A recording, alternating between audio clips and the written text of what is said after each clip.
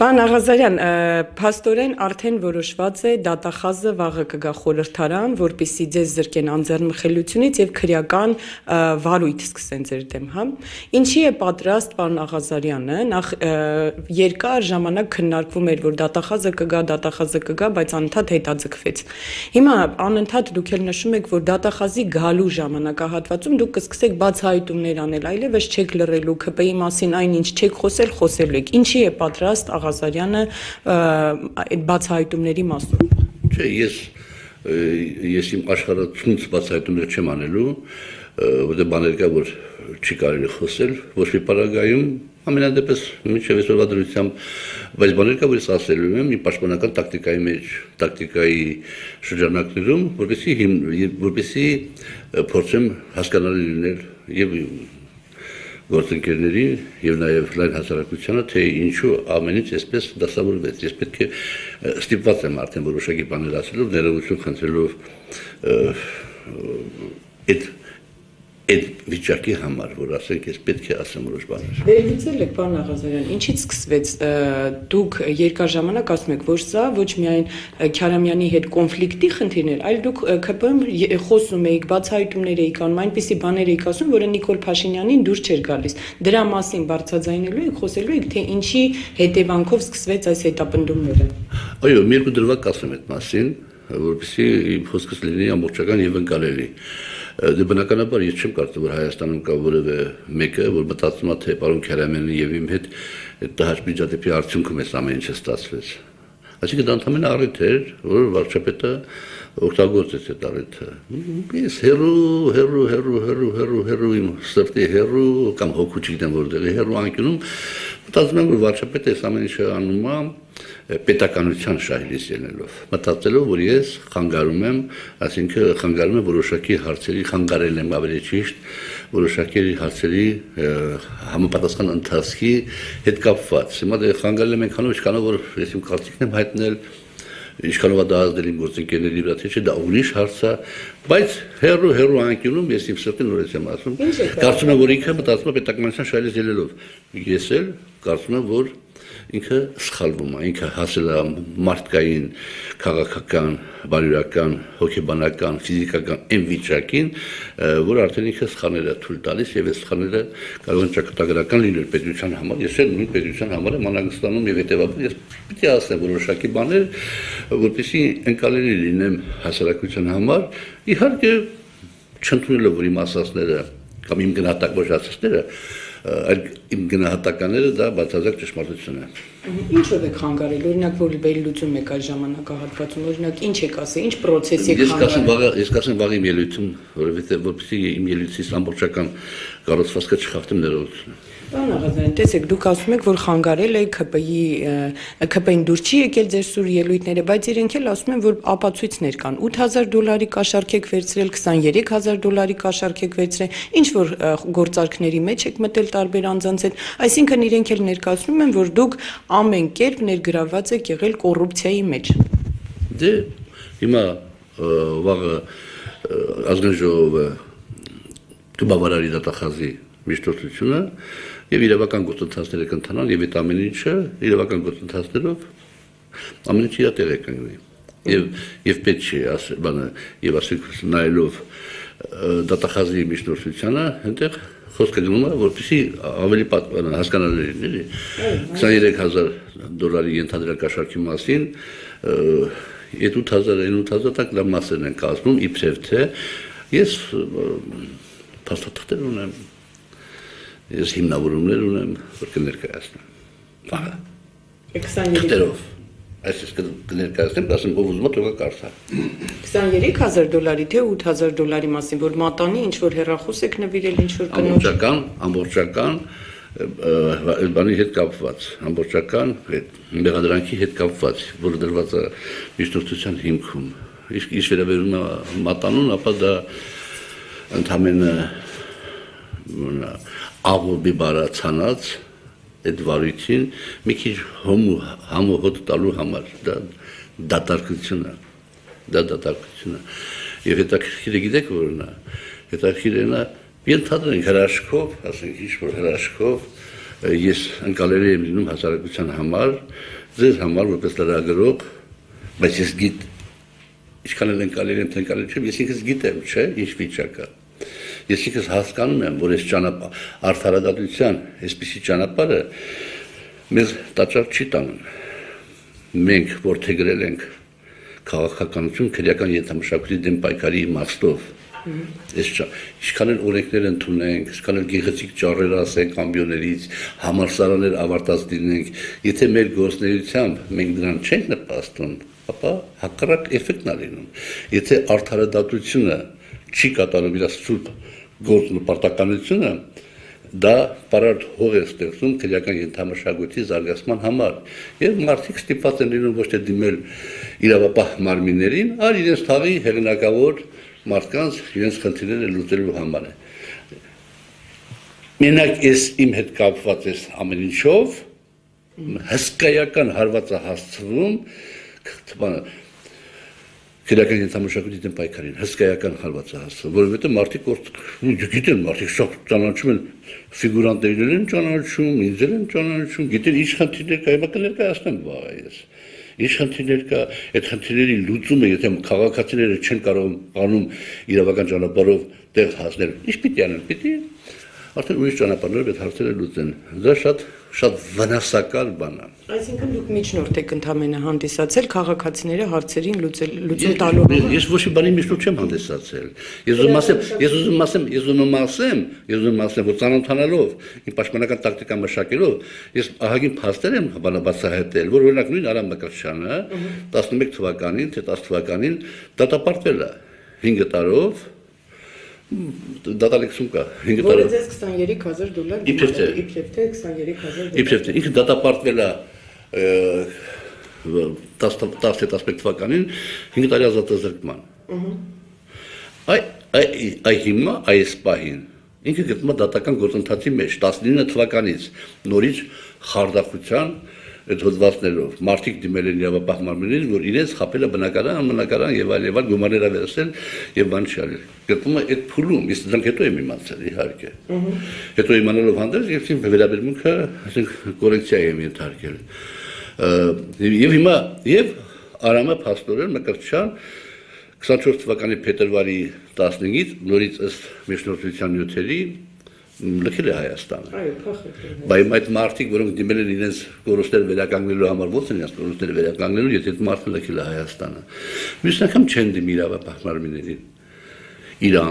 Իրանց ընկերները, իրանց հարևանները, իրանց երեխեքը, որ մեծանաներ չեն դիմի իրավապահ մարմիններին։ Գիտեմ են մարդկանց, որոնք կարողանում են այդ հարցերը լուծել։ Սենց ենք պայքարում քրեական ենթամշակույթի դեմ։ Ինչ վերաբերում է իմ այդ հարցերին, այսպես կոչված 23,000-ից, վաղը, նորից եմ ասում, փաստաթղթավորված փորձեմ հիմնավորել, թե ինչ-ինչուց է։ Քանի որ ձեր որդիների հետ կապված էլ գործեր կար, որ քննվում էր, գուցե ձեզանից հետո իշխանությունները հասնեն ձեր որդիներին, ինչ եք կարծում, ձեզ ձեռնմխելությունից կզրկեն, գործընթաց կսկսեն, կբավարարվեն ձեզանով, թե կանցնեն այլ Ես կարծում եմ, որ չեն հասցնի դրան, որովհետև մինչև այդ արդեն իրանք դյությու կրնեն։ Չեն լինելու իշխանություն, այսինքն։ Դուք կարծում եք, որ Նիկոլ Փաշինյանի իշխանությունը կհեռանա առաջիկ։ Պարոն Աղազարյան, տեսեք, նաև գիտենք, որ հաջորդ քայլով հնարավոր է նաև ձեզ տանեն կալանավորման, ուզում եմ հասկանամ, դուք պատրաստ եք նաև դրան։ Ասենք որ պատրաստ չեմ, ինչ պիտի անեմ։ Իհարկե պատրաստ եմ։ Բնականաբար ես։ Ունեք հակաքայլեր, օրինակ, ներկայացնելու։ Ազգային ժողովից ասում եք բացահայտումներ կանեք, կներկայացնեք։ Հիմա գիտեք ոնց ես չգիտեմ այդ բանը գործընթացները ոնց արվում։ Բնականաբար եթե ես չընթարկվեմ քննչական կոմիտեի, հակակորուպցիոն կոմիտեի կամ իրավապահ մարմինների օրինական պահանջներին, բնականաբար կարող է պատահել նաև այդ ձևի հարց առաջանա։ Ես չեմ ոչ իվանից ոչ խոսափեմ, ոչ էլ բան։ Բայց այդուհանդերձ չի բացառվում, որ նաև կալանավորման այսպես կոչված բանել շարունակություններ ունենա, որովհետև այս ամեն ինչը ճշմարիտ միջոց է։ Հիմա եթե այս ճշմարիտ չի տալիս արդյունք, այս ճշմարիտ չի տալիս արդյունք, պիտի նաև այս ճշմարիտ չէ օգտագործեն։ Ես չեմ բացառում եւ ես դրան պատրաստ եմ իհարկե, չեմ ասում խոսքը։ Իսկ ինչն է նպաստելու, որ այս իշխանությունները առաջիկան, որ ասում եք կհեռանան, չեն լինելու, օրինակ ինչից եք ենթադրել, որ իշխանությունը կհեռանա, Նիկոլ Փաշինյանի վստահություն չունի։ Որովհետև եթե իշխանությունները չհեռանան, ասենք եթե վարչապետը նորից վերընտրվի Հայաստանի Հանրապետության վարչապետ, ով մեր երկիրը ղեկավարել է դժվարագույն ժամանակահատվածում, ով հոգեկան, ֆիզիկական, բարոյական, նյութական չէ, քաղաքական, հսկայական էներգիա ծախսել, ով արդեն վերածվելու ավտորիտար ղեկավարի, իսկ այդ դեպքում, եթե հիմա ինքը արդեն թիմին համարյա թե չի լսում, այդ դեպքում ընդհանրապես ոչ մեկին չի լսի, եւ քանի որ չնայած ինքը ամենաուժեղն է, ամենախելոքն է, ամենապատրաստվածն է, բայց այդուհանդերձ մարդ է եւ կարա սխալներ թույլ տա։ Ես սխալ եմ թույլ տալիս 10-ից 2 դեպքում, ինքը սխալ թույլ կտա 100-ից 2-ի դեպքում, ասենք այդքան անգամ ինքը իզնից պատրաստված է ուժեղը, բայց այդ երկու սխալը կարելի է ճակատագրական պետության համար։ Հետևաբար մեր քաղաքական ուժը, պարոն Ասլանյանը, ես մեր համեստ, այսպես կոչված կարծիքով պետք է նպաստենք, որպեսզի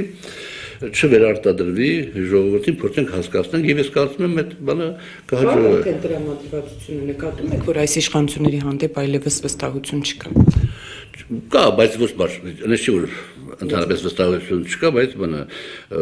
ամենուր դա պակասում է։ Գյումրի դեպքերը դա կապացուցան։ Գյումրի ընտրությունները դա կապացուցան։ Նաև անընդհատ խոսվում է, որ եթե դուք այդքան գումարներ եք, ենթադրվում վերցրել $8,000, $23,000 անընդհատ գործարքների մեջ եք եղել $200,000, $300,000, ուր են այդ գումարները, պարոն Աղազարյան, ինչ է փոխվել ձեր։ Սունա ջան, դուք չեք կարդացել միջնորդությունը։ Այդ 8000, այդ ամեն ինչը մտնում է այսպես կոչված այդ ենթադրյալ $23,000 մեջ։ Մի սարքի 50,000, 50,000 եմ պատասխան տամ։ Այդ ամեն ինչը մտնում է այդ 23,000 այսպես կոչված ենթադրյալ գումարի մեջ։ Հիմա ձեր հարցը մի անգամ հեռախոս, մի անգամ $23,000։ Ուր են դրանք։ Ես ուզում եմ հասկանամ, ձեր կյանքում փոխվել է։ Մի րոպե, մտնում է այդ ամեն ինչը մտնում է այդ $23,000 մեջ։ Հիմա Կպի են բանը կորիզը, հիմնական կորիզը, ինձ շատ լավ է ճանաչում, իմ կենցաղը, իմ հագուկապը, իմ եղած չեղածը շատ լավ գիտեն, ես երբեք ճաշարանում հաշ չեմ կերել, այստեղ, ես Եվրոպայում չեմ եղել, այս 7 տարվա ընթացքում, Էմիրատներում մի անգամ բանը տրանզիտով գնացել եմ Չինաստան, գործոման, Ես Էմիրատներ չեմ մնացել, չեմ հանգստացել, բա այդ իմ քպայական, այսպես կոչված կորիզի մեջ, որ կա մի 50-60 հոգի, որ մեր մարդը պատգամավոր են, հարց առաջանում, բայց պարոն Աղազարյանը փողերը որտեղ օգտագործել, դե օգտագործել է ցոփ ու շվայտ կյանքի վրա, դե եթե կապացուցվի դա, մարտավարությունը հասկանալի է, այս պահին դա արված է հասարակական հնչեղություն ապահովելու համար, իրանք գիտեն, որ դες բան չկա, եթե պրակտիկա լիներ դատաիրավական համակարգում կներեք 1000 ներողություն քֆուր ֆռռացնելու, ես կարեի նաև քֆուր էլ ֆռռացնեի այդ մասով։ Տեսեք, $23 մասին, ես $23,000 մասին խոսակցություն կա, խոսացել են իրար հետ։ Ինչ-որ մարդիկ իրար հետ խոսացել են եւ այլ։ Մանր երջավորան ասում հետ կապված էլի մարդիկ իրար հետ խոսացել են, դե դեռ մեզ որ իրավապահ մարմինները խնդիր ունեն բարձելու, հասկանալի է, որ չես կարանես բանանես, հա դու պաշտպանվի հիմնավորումները բեր, բայց այնտեղ ասենք իրավապահ մարմինները անելիք ունեն, որ ստոր արարածի գլխում է պատտվել այդ միտքը, որ այդ բանը շրջանառության մեջ ընդրի, ես մատանիներ եմ նվիրել, ես եմ արել նմանել, որ ստոր արարածի Ավել բաներ չասեմ, չբարձրացնելու համար իմ իրավիճակը։ Եվ վերջում, ԿՊԱ-ները ինչպես են տրամադրված ձեր հանդեպ, ըստ ձեզ իրենք կքվեարկեն ձեզ ձեռնմխելությունից զրկելու, թե կան անձինք, ովքեր մտածում են, որ սխալ է, դուք իրենց նախկին գործընկերներ, պետք չէ ձեզ հետ այսպես վարվել։ Ես չեմ շփվում իրենց հետ, հասկանալի պատճառով չեմ շփվում, իրենց հետ իմաստով Տրամադրվածությունները չեք հասկանում, ինչպես։ Դե ոնց հասկանամ, ասենք, ես թույլ չեմ տալիս հարցնելու, որովհետև շատ այսպես կոչված դժվար իրավիճակ է, ես կարծում եմ, որ բանք քվեարկեն հնարավորություն տալու իրավապահ մարմիններին բարձրելու ամեն ինչը, ես որևէ մեկից չեմ նեղանը։ Բացարձակապես որ նորից եմ ասում, որովհետև բաներկա ու իրավաբանները պետք է բարձեն։ Հետևաբար ԿՊ մինուս Ասլանյան եւ Աղազարյան ասեն ընկպնչ ոչ որակական իմաստով, ոչ արժեհամակարգական իմաստով, ոչ բան իմաստով, ԿՊ շատ բան գործեց եւ դա երկուսի շնորհիվ Ձեզ հեռացնելով հաղորդությունից։ Այո, որովհետև երկու մարդիկ են, որոնք համարձակվում էին ինքնուրույն տեսակետ ունենալ։ Սխալ, ճիշտ։ Էլի կան եթեր, բայց պարոն Ասլանյանը եւ ես ասենք այդ գծի վրա ենք եղել միշտ թիմին օգտակար լինելու եւ պետությանը օգտակար լինելու մղումներով։ Այո, չբացառելով, որ մենք կարող նաեւ սխալված լինենք, բայց մենք չի եղել հարց, ասենք ոչ թե նպատակ բնականաբար, ասենք կարևորագույն հարցների քննարկվի եւ մենք ասենք չունենանք մեր ինքնուրույն տեսակետը։ Հիմա այդ բանը բոլորը երևի ձեր դեպքից հետո ավելի զուսպ են, ավելի նպատակներից մեկը նաեւ դա է վարչապետի։ որպեսզի լռը։ Իհարկե։ Շնորհակալ եմ, պարոն Աղազարյան, մեր հարցերին պատասխանելու համար։ Շնորհակալություն ինձ հյուրընկալվելու համար։